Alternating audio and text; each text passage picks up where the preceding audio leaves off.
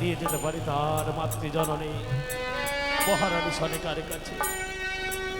যে সনিকার কত আশা স্বপ্ন নিয়ে যার সীমান্তে সিঁদুর দিয়ে আমি নিয়ে এসেছিলাম এই চম্পকের রাজবাটিকায়, পারলাম না শান্তি শৃঙ্খলা দিতে।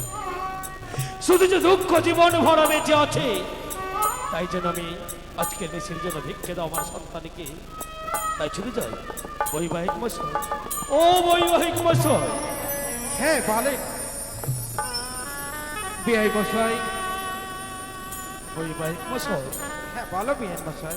কেন আজ তো জানি রাজবাড়িকে সকলে নীরব নিস্তব্ধতা হয়েছে, তবে কেন চিন্তিত মন তব? বিআই মশাই বলো। দশী নাই পাশি নেই আমার একটি মাত্র কন্যা। হ্যাঁ, 6 পুত্র রয়েছে মা। 6 পুত্রের পর একটি সাদের কন্যা জন্ম নিয়েছিল আমাদের তা গৃহে। সত্য। কত যত্নে লালন পালন করেছি বিহান মশাই। তাই আজ আমার মেয়েকে বিদায় করতে হবে, তাই তো চিন্তিত হব কি করে যে আমার মেয়েকে আপনার হস্তে তুলে দেবো বিআই তবে মশাই। বৈবাহিক মশাই হয়তো আরে কিছু সহ্য করতে হবে। আজ আমি এসেছি তোমার এই নিকট, তোমার এই শয়ন কক্ষে অন্ধকার নিশ্চিতে আসার তো কোনো কারণ আছে অবশ্যই।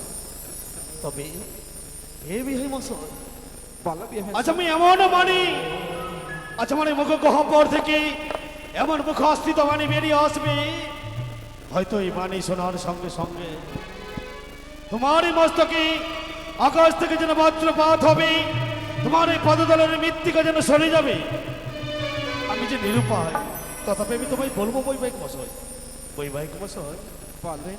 এই মুহূর্তে এই নিশীতে আমি আমার একমাত্র সন্তান লখাই এবং তোমার একমাত্র কন্যা বেহুলা, আমার মধুমাতা, আমার এই সকল বরযাত্রী অষ্টম বর বাজনীয়গণকে নিয়ে আমি